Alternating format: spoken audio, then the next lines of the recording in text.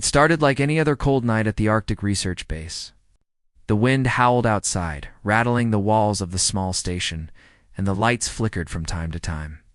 He had been on the base for months, handling routine equipment checks and keeping the communication systems running. Nothing unusual ever happened here until the signals appeared at first. Everyone thought it was just interference from a satellite or some kind of solar storm. But the signals kept coming, steady and precise. They didn't match anything humans had ever made. And then, late one night, the sky lit up with a bright, fast-moving object. Unlike anything seen before, it didn't crash.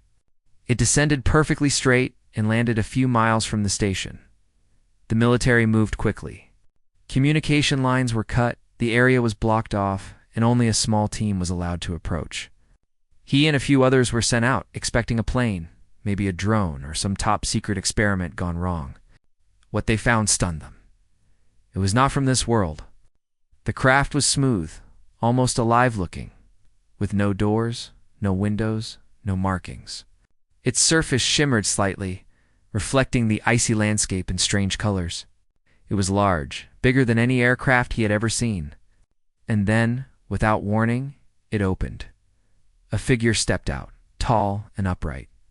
Wearing armor that seemed to move with its body, there was something calm yet powerful in its presence. At first he froze. No one had ever imagined meeting someone or something like this. The being spoke in clear English through a device in its collar. Its voice was calm, precise, and almost chilling. It introduced itself as a commander from another system, far from Earth. It said the ship carried a device that could explode and destroy everything nearby. And the worst part was that the device was already unstable. Then it looked directly at him. "Disarm it, or we both expire," the alien said. He didn't panic. Instead, he smiled, the way someone does when they know fear is normal, but not the boss of them. His whole life had prepared him for impossible choices, and now, facing something no human had ever faced, he felt a strange clarity. The real test was just beginning. Inside the craft, everything was strange and silent. The walls seemed to breathe, pulsing softly with light. The floor shifted under his feet, not in a scary way, but enough to make him aware that this was not a human building. The air smelled faintly metallic, yet fresh. He could feel the weight of the moment pressing down on him. The alien commander moved with calm precision. It pointed to the device at the center of the room, floating above the ground. It was like nothing he had ever seen, glowing, rotating, and constantly changing shape. No wires, no switches, no obvious way to stop it. Just energy humming quietly, but dangerously. "It cannot be handled by me alone," the commander said. "It reacts to intent, not touch. You human can interact with it, but if you fail, we both die instantly." He studied the device, heart steady. In his work, he had faced explosives many times. He had trained for panic, for fear, but this was different. There were no instructions, no familiar signs, just a choice that could cost him his life.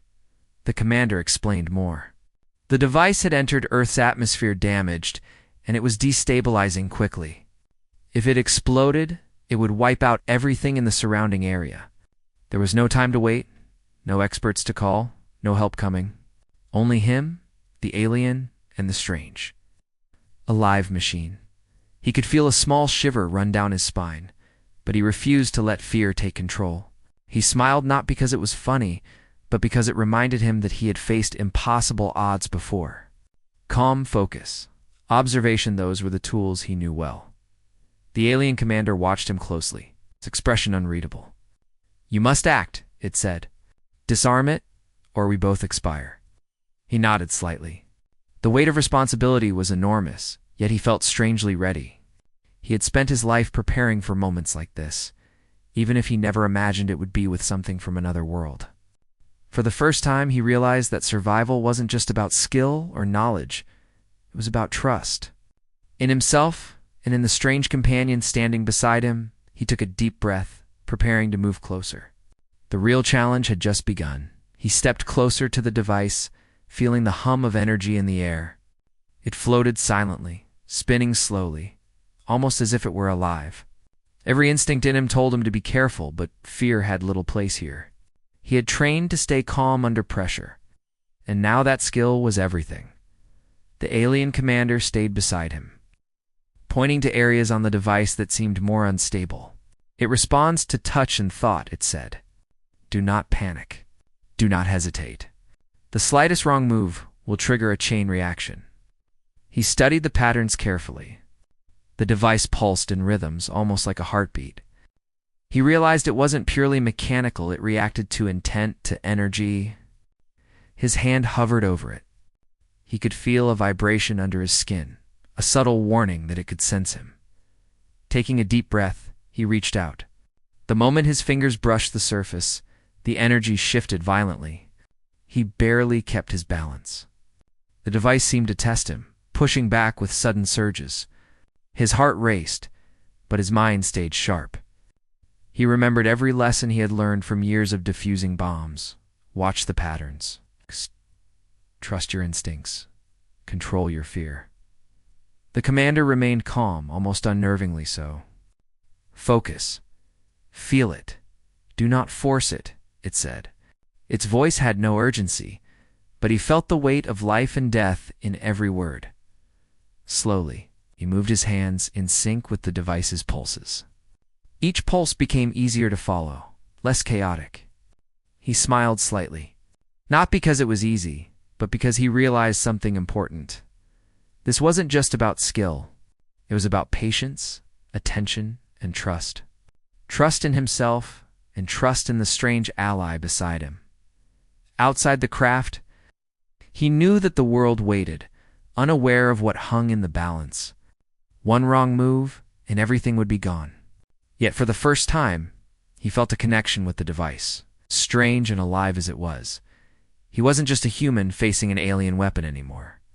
He was part of a delicate balance, a shared effort between two beings from different worlds, relying on the other to survive. The next moments would decide everything. The device pulsed faster now, bright streaks of energy flashing across the room. It was reacting to every movement, every thought, every tiny hesitation. He could feel it pressing against him, as if testing his limits. Outside, alarms must have been going off.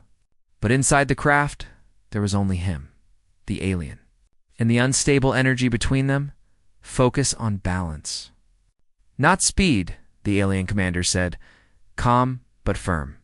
You cannot force it, only guide it. He nodded, trying to ignore the surge of fear in his chest. He realized the device responded to emotion as much as action. Panic made it jitter violently. Calm made it steady. His heart slowed. He concentrated on each pulse, matching it with a slow, steady rhythm. The alien watched, seemingly intrigued. It had always relied on logic and precision, but this device reacted differently. Human unpredictability, something he had thought would be a weakness, was actually an advantage. It was strange to realize that what made him human could save them both. Energy spikes shot through the room, knocking papers and equipment aside. The craft trembled faintly. The commander stepped closer, but he held up a hand. I've got this, he said, and for the first time the alien hesitated, letting him take the lead. He closed his eyes for a moment, focusing on the sensation of the energy flowing through his hands. It was like feeling the pulse of a living thing. Slowly, carefully, he guided it, letting his instincts lead where logic could not. He smiled not out of humor, but because the impossible was starting to feel possible. Minutes felt like hours, but the rhythm of the device began to match his own. The violent surges softened, the flashes of energy dimmed. Outside, the world didn't know how close it had come to disaster. Inside, two beings from different worlds were learning to trust one another, their combined focus holding life in a delicate balance. Finally, the device steadied, humming quietly. The tension in the room eased slightly. He opened his eyes and looked at the commander. The alien's expression had changed. What might have been surprise was mixed with something almost like respect. For the first time, he felt hope. They might actually make it through this alive. The device now hovered quietly, no longer thrashing or pulsing wildly. It seemed almost peaceful, as if it had recognized the effort he had put in.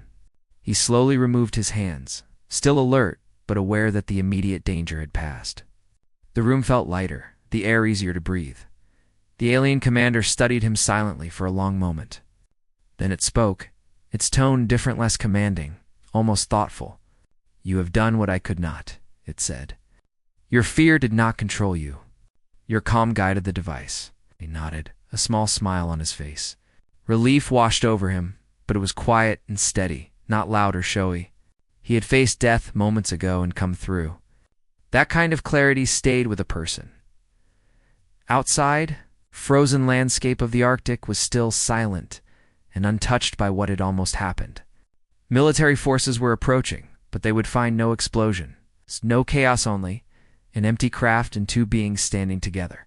He realized then that few would ever believe this story, and that was fine. What mattered was that they had survived. The alien commander moved to the ship's controls. "Earth will be watched carefully from now," it said. This was more than an accident. It was a test. You, human, passed it. He looked at the being, wondering if he should feel pride or fear. Perhaps both. The world had been spared by something simple yet profound. The combination of human instinct, trust, and calm under pressure. Something the alien recognized, something it could not replicate. The ship lifted slowly, glowing softly in the pale Arctic light. He watched as it disappeared into the sky, leaving only quiet and snow behind. For the first time, he allowed himself to relax completely. He knew no one would truly understand what had happened, but he didn't need them to. He had faced something impossible, worked alongside a being from another world, and come out alive. He smiled again, quietly to himself. Sometimes survival was about more than skill. It was about trust, courage, and keeping calm when everything else seemed to scream danger. And now, the world was still here, waiting, unaware that it had almost been gone.